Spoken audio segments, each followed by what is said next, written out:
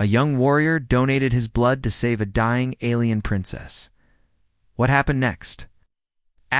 Marcus Chen stood at attention in the corner of the grand meeting hall aboard the diplomatic vessel Harmony. The 23-year-old human marine watched the peace talks between Earth and the Catherian Empire with quiet focus. His dark eyes moved across the room, always alert for any sign of danger. The Catherian delegates were unlike anything Marcus had ever seen. Their skin looked like living crystal, catching the light and throwing it back in rainbow colors. Princess Zarathal sat at the center of their group, her pale blue skin glowing softly with strange markings that pulsed like a heartbeat. "The trade agreement will benefit both our peoples," said Ambassador Williams, the lead human negotiator. He placed a datapad on the smooth metal table. "Earth offers raw materials, and Catheria provides advanced technology." Emperor Vextar. The princess's father studied the documents with his large silver eyes.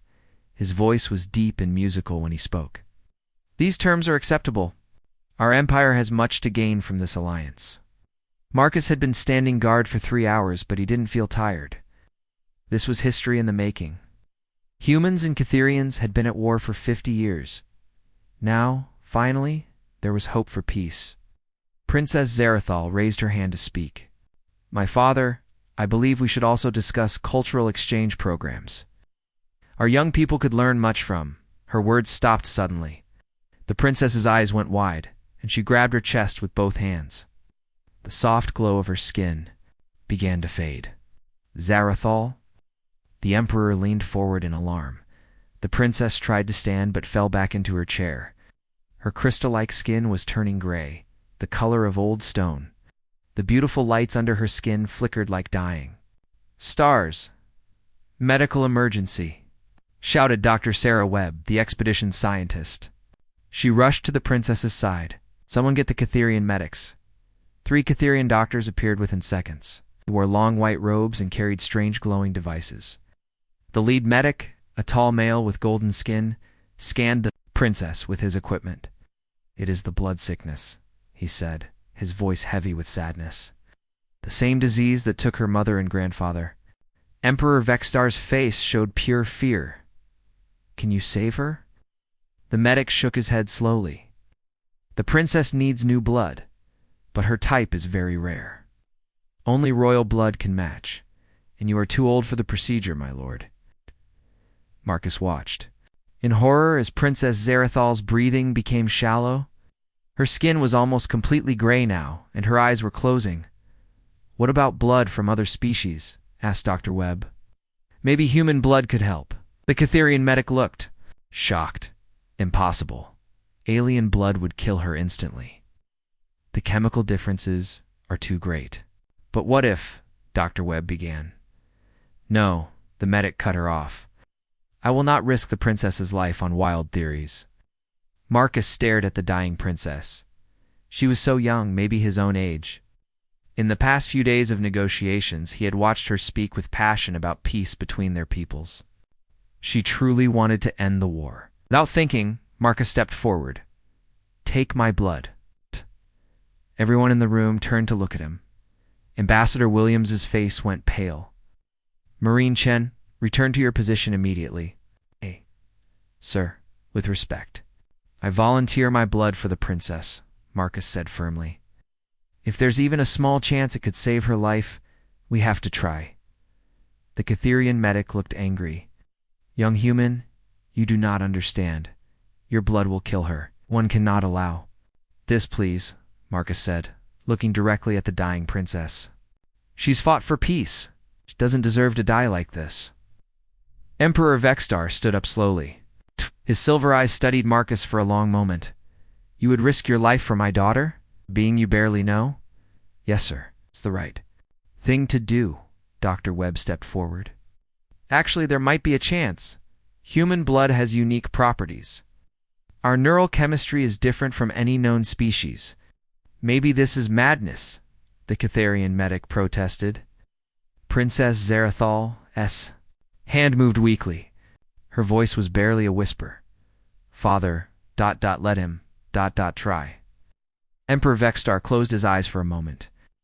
When he opened them, there was determination there. Do it.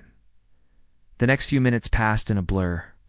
Marcus was connected to a complex medical device. He felt the blood leaving his body, flowing through tubes into the princess.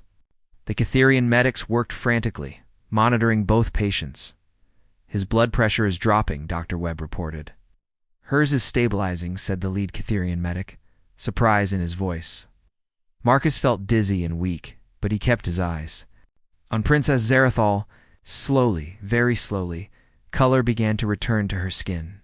The gray faded away, replaced by her natural pale blue glow. Impossible, whispered the medic. Her vital signs are not just stable, they're better than before. The princess's eyes opened. They were brighter than Marcus had ever seen them, almost glowing with inner light. She looked directly at him and smiled. Thank you, she said in perfect English, though she had only spoken the Catherian language before. Marcus tried to answer, but the world spun around him. He felt his knees give way as darkness closed in. When he woke up hours later, Dr. Webb was sitting beside his bed in the medical bay. How do you feel? She asked. Tired, but okay, Marcus replied. How is the princess? She's completely recovered. Better than recovered, actually. Her bioluminescent markings are brighter than any Catherian in recorded history. And there's something else. ... Dr. Webb paused. She's been asking for you. She says she can feel your presence, even from across the ship. Marcus sat up slowly. What does that mean? We're not sure yet. But Marcus, what you did today might have changed everything. Not just for her, but for both our species. Through the small window of the medical bay, Marcus could see stars scattered across the darkness of space. Somewhere out there, two civilizations were learning to live in peace. And it had all started with a simple choice to help someone in need. He closed his eyes, and strangely, he could sense something, a warmth, a presence that felt both foreign and familiar.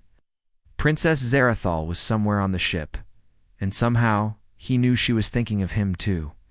The young Marine had no idea that his act of courage had just set in motion events that would reshape the galaxy forever. 3 days passed since Marcus had saved Princess Zarathal's life. The young Marine tried to return to his normal duties, but something had changed, something he couldn't explain. Marcus stood guard outside the diplomatic quarters when a wave of sadness hit him like a physical blow. He looked around, confused. No one near him seemed upset. The feeling was strong and real, but it wasn't his own emotion. Strange, he muttered to himself. 20 minutes later, another feeling washed over him. This time it was curiosity, mixed with excitement. The sensation felt feminine somehow, gentle but powerful. Marcus shook his head. I need more sleep, he told himself, but the feelings kept coming. Joy, when he was eating lunch. Worry during the afternoon briefing. Fear late at night when he was trying to sleep. Each emotion felt foreign yet familiar, like hearing a song in a language he didn't know, but somehow understood. On the 4th day, Marcus was walking through the ship's main corridor when he saw Princess Zarathal coming toward him. She was surrounded by her royal guards, but when she saw him, she stopped. Marcus Chen, she said, her voice soft but clear. I have been hoping to see you. The guards looked uncomfortable. Humans and Catherians didn't usually speak casually to each other. Your Highness, Marcus said, bowing slightly. I'm glad to see you're feeling better. Princess Zarathal smiled, and Marcus felt a warm happiness flow through him. But this time, he realized the feeling wasn't coming from inside his own mind. It was coming from her. You feel it too, she said, her large eyes studying his face. The connection? Marcus looked around nervously. I don't understand, Your Highness. When I am happy, you sense it. When you are worried, I feel your concern. We are linked, Marcus Chen. Your blood did more than save my life. Damn, before Marcus could respond, Dr. Sarah Webb appeared at his side. Princess Marcus, perfect timing. I need to speak with both of you. It's about the blood transfusion. They followed Dr. Webb to her laboratory. The room was full of strange equipment and glowing screens. The doctor looked excited but also concerned. I've been studying the blood samples from both of you, Dr. Webb began. What I found is incredible. Human blood contains unique neural compounds that I've never seen before. These compounds act like a bridge between different types of brain. Chemistry. Princess Zarathal leaned forward. What does that mean? It means Marcus's blood didn't just save your life. It created a permanent psychic link between you. The compounds in his blood activated dormant telepathic abilities in your brain. But the connection works both ways. Marcus felt dizzy. Telepathic abilities. That's impossible. Think about it, Dr. Webb continued. Haven't you been feeling emotions that aren't your own? Sensing things you shouldn't be able to sense? Marcus looked at the princess. The sadness yesterday morning. That was you, wasn't it? She nodded. I was thinking about my mother. She died of the same blood sickness when I was young. The curiosity you felt. That was me wondering about human culture. Dr. Webb pulled up a holographic display. This is what's really interesting. According to galactic databases, no species has ever been able to create psychic links with other species, but human blood seems to be unique. It's like a universal catalyst for telepathic abilities. My father will not be pleased about this, Princess Zarathal said quietly. As if summoned by her words, Emperor Vextar entered the laboratory. His silver eyes were cold, and his crystal skin glowed with a dim red light, a sign of anger among Catharians. Daughter, you were supposed to report to me immediately after your medical tests? Father, Dr. Webb has made an important discovery about... I know what she has discovered, the Emperor interrupted. I know about your connection to the human. Marcus stepped forward. Your Majesty, I didn't mean for any of this to happen. I was just trying to help. Emperor Vextar studied Marcus for a long moment. You humans are either very brave or very foolish, perhaps both. Father, surely this is a good thing, Princess Zarathal said. It proves that our species can work together in ways we never imagined. Or it proves that humans are a dangerous influence on our people, the Emperor replied coldly. Dr. Webb cleared her throat. Your Majesty, with respect, this could be the greatest scientific discovery in galactic history. Duh. If human blood can safely activate telepathic abilities in other species, Dr. Webb, the Emperor's voice was sharp, has your research included a study of Catharian history? Some basic information? Yes. Then you should know about the old prophecies. Ancient texts speak of the Crimson Awakening, a time when foreign blood would flow through Catharian veins and awaken powers beyond imagining. Marcus felt Princess Zarathal's sudden fear through their connection. What do the prophecies say will happen? He asked. Emperor Vextar's expression darkened. They say the Crimson Awakening will bring either our species' greatest triumph or our complete destruction. The prophecies are unclear about which. That's just superstition, Dr. Webb protested. Perhaps the Emperor said, my advisors are already divided. Some believe the human has brought us a gift. Others think he has brought a curse. Word is spreading through the royal court about what happened here. Princess Zarathal reached out and touched Marcus's hand. The contact strengthened their connection, and he felt her determination flowing into him. Father, Marcus saved my life. He risked everything for someone he barely knew. Doesn't that prove humans can be trusted? It proves this human can be trusted, the Emperor replied. But what about the rest of his species? If human blood can create psychic links with Catharians, what will happen when that knowledge spreads? Marcus felt the weight of the Emperor's words. Through his connection with the princess, he could sense the political storm brewing in the Catharian court. Some would see him as a bridge between species. Others would see him as a threat to everything they believed. Your Majesty, Marcus said carefully, I want to help however I can. The princess and I, we're connected now. So that means I care about what happens to your people too. Emperor Vextar's red glow faded slightly. Young human, you have no idea what forces you have set in motion. The Crimson Awakening has begun, and no one knows how it will end. As the Emperor left the laboratory, Marcus felt Princess Zarathal's hand squeeze his. Through their bond, he sensed her resolve. Whatever was coming, they would face it together. But deep in his heart, Marcus wondered if his simple act of kindness had doomed both their species. 1 week after the blood transfusion, Marcus could no longer deny what was happening to him. The psychic connection with Princess Zarathal had grown stronger each day. Now he could share her memories, feel her emotions as if they were his own. and even sense what she was thinking.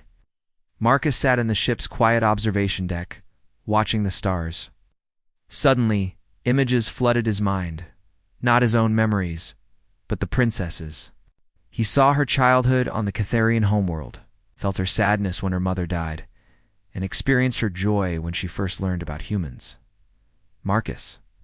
Princess Zarathal's voice came from behind him. Are you seeing my memories again? He turned to face her. Yes, the connection is getting stronger every day. She sat down beside him, her crystal skin glowing softly in the starlight. I can feel your thoughts too. Your worry about what's happening to us. Your fear that we're losing control, aren't we? Marcus asked. Dr. Webb says this has never happened before in galactic history. We don't know what it means or where it will lead. Princess Zarathal was quiet for a moment, then she placed her hand on his arm. Marcus, I need to show you something, but you won't like it. Before he could ask what she meant, new images began flowing through their connection. But these weren't pleasant childhood memories. These were official imperial records, documents that made Marcus's blood run cold. He saw massive prison facilities. Hidden on distant worlds, thousands of beings from telepathic species were held in terrible conditions. Their psychic energy was being harvested through painful machines and sent to power Catharian technology. This is what my empire truly is, Princess Zarathal said, her voice filled with shame. We tell everyone we're peaceful, but we've been enslaving telepathic species for centuries. Their suffering powers our cities, our ships, our way of life. Marcus felt sick. You're showing me this because our connection revealed it to you? Yes. When your blood awakened my telepathic abilities, I could suddenly sense the pain of every enslaved being across the empire. Their agony flows through the psychic networks that power our technology. Marcus stood up, pacing across the observation deck. Does your father know about this? He's the one who ordered it to continue. The Emperor believes it's necessary for our survival. Through their bond, Marcus felt the princess's internal struggle. She loved her father, but was horrified by his actions. She wanted to help the enslaved beings, but didn't know how. We have to stop this, Marcus said firmly. How? I'm just one princess. My father controls the entire empire. Maybe you're not alone. If there are others who feel the way you do, Princess Zarathal's eyes brightened. There are. Many younger Catharians question the old ways. They want change but are afraid to speak out. Over the next few days, Marcus and Princess Zarathal worked together to secretly contact these reform-minded Catharians. Using their psychic connection, they could coordinate with perfect precision. The princess would identify allies, while Marcus helped plan their activities, but their investigation didn't go unnoticed. Marcus was in the middle of a training exercise when alarms began blaring throughout the ship. Ambassador Williams's voice came over the communication system. All personnel to emergency stations, receiving reports of violence on the Catharian homeworld. Marcus ran to the bridge, where chaos waited for him. The main screen showed news feeds from the Catharian capital city. Buildings were burning and crystal-skinned beings were fighting in the streets. What's happening? Marcus asked Dr. Webb. Civil war, she replied grimly. The traditionalist faction discovered that Princess Zarathal was working with reform groups. They're calling it treason. Emperor Vextar appeared on screen, his face twisted with anger. My daughter has been corrupted by human influence. Ice. The blood transfusion was a mistake that threatens our entire way of life. Ice. Marcus felt Princess Zarathal's fear through their connection. She was somewhere on the ship, but she was in danger. Where is the princess? Marcus asked. Her guards are moving her to a secure location, Ambassador Williams said. But there are reports of traditionalist agents aboard the ship. Marcus didn't wait to hear more. He closed his eyes and focused on his connection with Princess Zarathal. He could sense her location. She was in the lower decks, moving toward the escape pods, but she wasn't alone. 3 figures in dark clothing were following her. Marcus ran through the ship's corridors, his training taking over. He had to reach her before the traditionalists did. He found them in the cargo bay. Princess Zarathal was backed against a wall while 3 Catharian agents advanced on her. Their skin glowed with the red light of anger. Princess, you will come with us, one of them said. The Emperor has ordered your return to face trial for treason. I won't go back to support a system built on slavery, she replied bravely. Marcus stepped out of the shadows. She's not going anywhere with you. The three agents turned to face him. Human, this is not your concern. Turn to your duties. Actually, it is my concern, Marcus said, moving closer. The princess and I are connected. What threatens her threatens me too. The lead agent pulled out an energy weapon. Then you will share her fate. The fight was brief, but intense. Marcus used his combat training, while Princess Zarathal provided support through their psychic link. She could sense the agent's intentions and warn him of their attacks before they happened. When it was over, all three agents were unconscious on the floor. We can't stay here, Marcus said. There'll be more of them. Princess Zarathal nodded. The reform movement needs our help. Enslaved telepaths are beginning to rebel, but they need coordination. How can we help them from here? Through the psychic networks. If I can connect to them using our bond, we can guide their escape efforts. Marcus understood. Their connection wasn't just personal anymore. It was becoming a tool for liberation. It will be dangerous, he warned. Using the psychic networks, that much could hurt both of us. Princess Zarathal smiled sadly. Marcus, you risked your life to save mine. Oh, I must risk everything to save my people's souls. As reports continued to arrive from the Catherian homeworld, Marcus realized that his simple act of kindness had started a revolution. The question now was whether they could guide it toward justice or watch it consume everything they cared about. The Crimson Awakening had begun in earnest, and the fate of the galaxy hung in the balance. 2 weeks had passed since the Civil War began on the Catherian homeworld. Marcus stood in the communications center of the Harmony, watching the latest reports with growing horror. Entire cities were in flames, and the fighting was spreading. 2 other worlds across the Empire. The situation is getting worse, Dr. Webb said, studying the data streams. The reform movement is gaining ground, but Emperor Vextar's forces are fighting back hard. Princess Zarathal sat nearby, her crystal, skin dim with exhaustion. For days, she had been using her psychic connection with Marcus to coordinate rescue operations for enslaved telepaths. Each time they freed a group, they could feel the relief and joy of the liberated beings through the psychic networks. Saved thousands, she said quietly, but there are millions more still trapped. Marcus felt her weariness through their bond. The constant use of their psychic connection was draining both of them. He had lost weight, and dark circles shadowed his eyes. Maybe we should rest, he suggested. We can't help anyone if we collapse. Before Princess Zarathal could answer, urgent alarms filled the ship. Ambassador Williams's voice came through the speakers, tight with fear. All senior staff to the bridge immediately. We're receiving an emergency transmission from the Catherian homeworld. Marcus and Princess Zarathal rushed to the bridge. The main screen showed Emperor Vextar standing in what looked like an ancient chamber deep underground. Behind him, massive machines hummed with dark energy. Citizens of the Empire, the Emperor began, his voice cold and terrible. The rebellion has gone too far. Foreign influence has poisoned our young people and turned them against their own kind. Princess Zarathal grabbed Marcus's arm. He's in the deep vaults. Those are the ancient war machines. What are they? Marcus asked, though he already feared the answer. Weapons our ancestors built during the First Galactic War. They were sealed away because they were too dangerous to use. On the screen, Emperor Vextar continued his speech. I have activated the Soulfire network. These machines will restore order to our empire and eliminate all threats to our way of life. Ow. The camera moved to show the war machines in detail. They were huge crystalline structures that pulsed with sick green light. Thousands of telepathic beings were connected to them through metal cables, their life force being drained to power the weapons. The machines target any world where rebellion exists, Princess Zarathal whispered. They will destroy entire planets. Dr. Webb's face went pale. How many worlds are we talking about? Dozens, maybe hundreds. And the psychic feedback will kill every enslaved telepath connected to the network. Marcus felt sick. Emperor Vextar was willing to commit genocide. To maintain power? Through his connection with Princess Zarathal, He could sense the terror of the enslaved beings as their life force was pulled from them. "We have to stop this," Marcus said. "How?" Ambassador Williams asked. "We're just one ship. The Emperor has the entire Imperial fleet protecting him."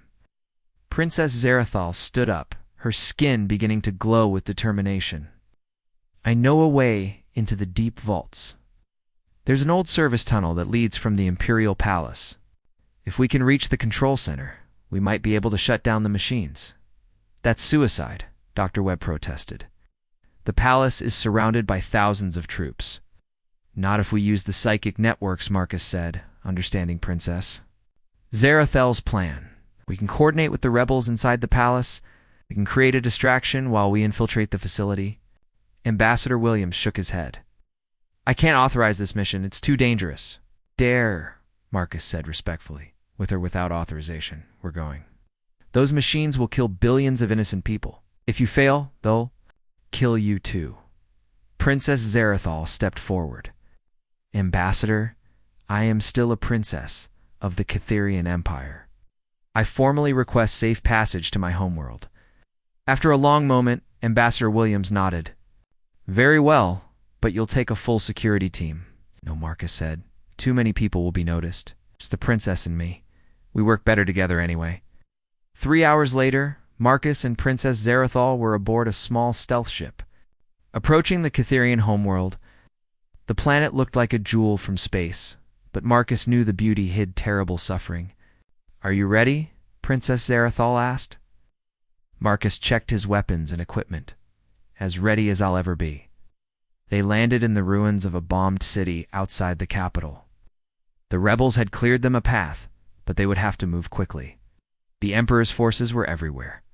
Using their psychic connection, Marcus and Princess Zarathal moved through the city like shadows. She could sense the location of enemy patrols, while he used his military training to avoid detection. The Imperial Palace was a massive structure of living crystal that reached toward the sky. Beautiful, but Marcus knew it represented centuries of oppression. "The entrance to the deep vaults is in the basement," Princess Zarathal explained as they approached. "But we'll have to get through the palace guards first." The rebels had done their job well. Explosions rocked the palace as they created their distraction. Marcus and Princess Zarathal slipped through the confusion and made their way to the lower levels. The deep vaults were older than the palace above. Walls were rough stone, and the air was thick with the smell of fear and pain.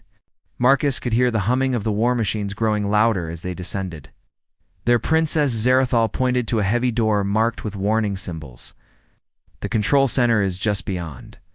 They found the door guarded by elite Imperial troops. The fight was fierce, but Marcus and Princess Zarathal fought as one being. Their psychic connection let them anticipate each other's moves perfectly. When the guards were defeated, they entered the control center. The room was full of complex machinery that controlled the Soulfire network. At the center was a massive console covered in blinking lights. "I can override the system, Princess," Zarathal said, rushing to the controls. "But I need time." Marcus heard footsteps in the corridor outside. "Work fast. More guards are coming." Princess Zarathal's hands moved over the controls, her enhanced telepathic abilities letting her interface directly with the machines. But as she worked, Marcus could feel her growing weaker. "The feedback is too strong," she said, her voice strained. "The machines are fighting back. How long do you need?" "At least 5 minutes." Marcus looked at the door. He could hear dozens of soldiers approaching. "I'll buy you the time." He sealed the door and prepared for the fight of his life. Through their connection, he felt Princess Zarathal's determination and fear. She was afraid for him, but she wouldn't give up. As the first explosions began to rock the door, Marcus smiled grimly. He had volunteered his blood to save one life. Now he was ready to give everything to save billions more. The final battle was about to begin. The control room door exploded inward as Imperial soldiers poured through. Marcus raised his weapon and opened fire, knowing he was vastly outnumbered. Behind him, Princess Zarathal worked frantically at the control console, her hands moving. Across the complex machinery, "Almost there," she called out, her voice strained with effort. The override sequence is starting. Marcus rolled behind a metal barrier as energy blasts filled the air around him. Through their psychic connection, he could feel the princess's struggle. The war machines were fighting back, sending waves of painful feedback through the network. 2 more minutes, she said, her crystal skin now glowing with intense light as she battled the machines directly through her telepathic abilities. Marcus looked at his ammunition counter. He was running low, and more soldiers were coming. He had to hold them off. The lives of billions depended on it. "Cannot win, human," shouted the lead soldier. "Surrender now, and we will make your death quick." "Not happening," Marcus replied, firing again. Through their bond, he felt Princess Zerotho's sudden alarm. "Marcus, something's wrong. The machines are going into overload. When they shut down, all the psychic energy will be released at once." "What does that mean?" "Every telepath connected to the network will die instantly. The feedback will be too much for their minds to handle." Marcus felt his heart sink. They had come so far, only to face this impossible choice. Save the galaxy by destroying the machines, but kill thousands of innocent telepaths in the process. "There has to be another way," he said, reloading his weapon. "There is, Princess," Zarathal said quietly. "Someone could absorb the feedback, channel it through their own mind to protect the others." Marcus understood immediately. That someone would die. Yes, the amount of psychic energy would burn out any normal mind. More soldiers rushed into the room. Marcus's cover was being destroyed by their constant fire. He had maybe 30 seconds before they overwhelmed his position. "But my mind isn't normal anymore," he said, making his decision. "The blood transfusion changed me. Maybe I can handle it." "Marcus, no. You don't understand how much energy we're talking about." "I understand enough," he replied, standing up and firing at the advancing soldiers. "Do it. I won't let you sacrifice yourself for Zarathel," Marcus interrupted, using her name for the first time. "You saved my life the day I gave you my blood. You showed me that there's more to existence than just surviving. Now let me save all those innocent people." Through their connection, he felt her tears. But he also felt her love and respect for his choice. "If we're going to do this, we do it together," she said. "Our connection works both ways. I can help you channel the energy." Marcus smiled as he continued fighting. Together then, Princess Zarathal initiated the final shutdown. Sequence. The war machines' humming grew louder and more chaotic. All across the galaxy, the enslaved telepaths began to panic as they felt the system preparing to collapse. "Now," Princess Zarathal shouted.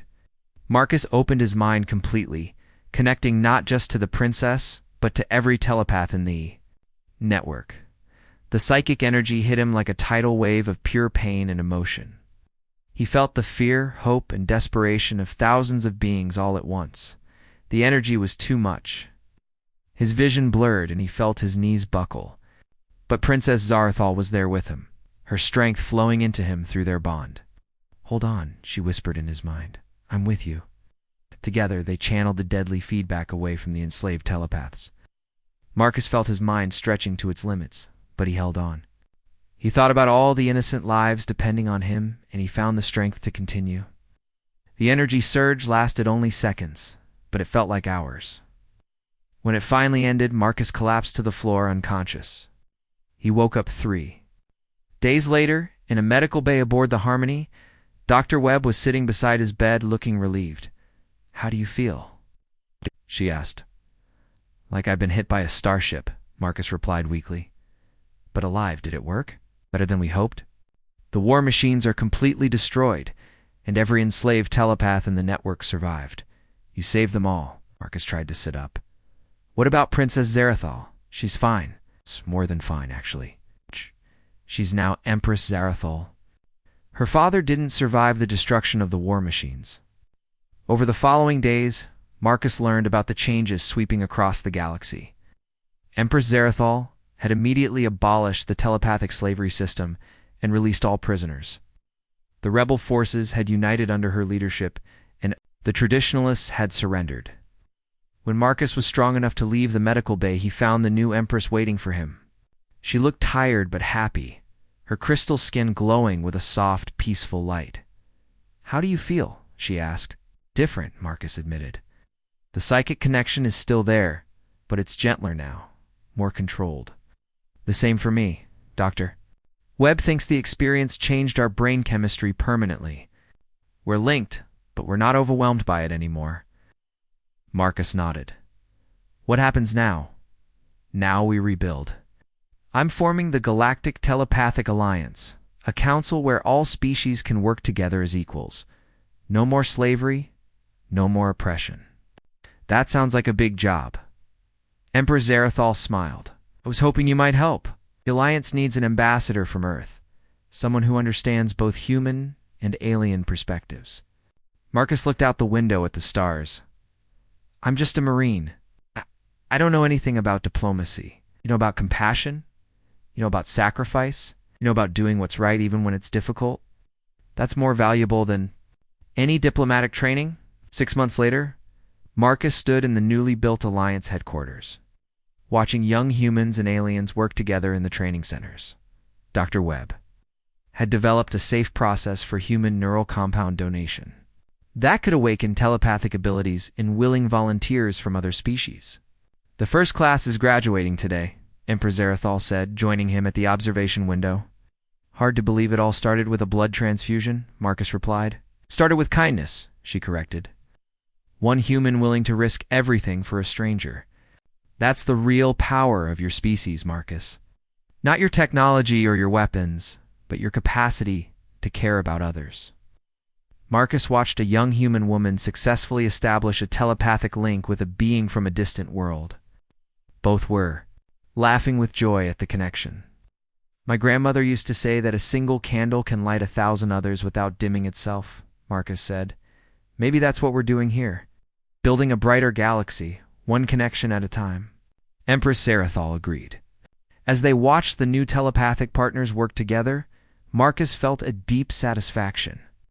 He had started as a simple Marine trying to save one life. He was helping to create a future where all species could share their gifts freely.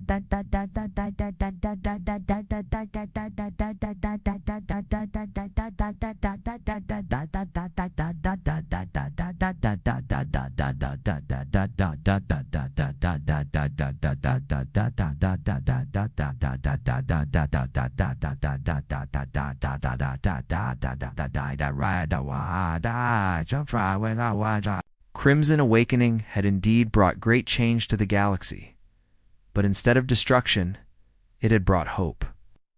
And it had all begun with a young warrior's simple decision to help someone in need. The galaxy was learning that humanity's greatest weapon wasn't violence or technology. It was the willingness to give of themselves to help others. That weapon was changing everything.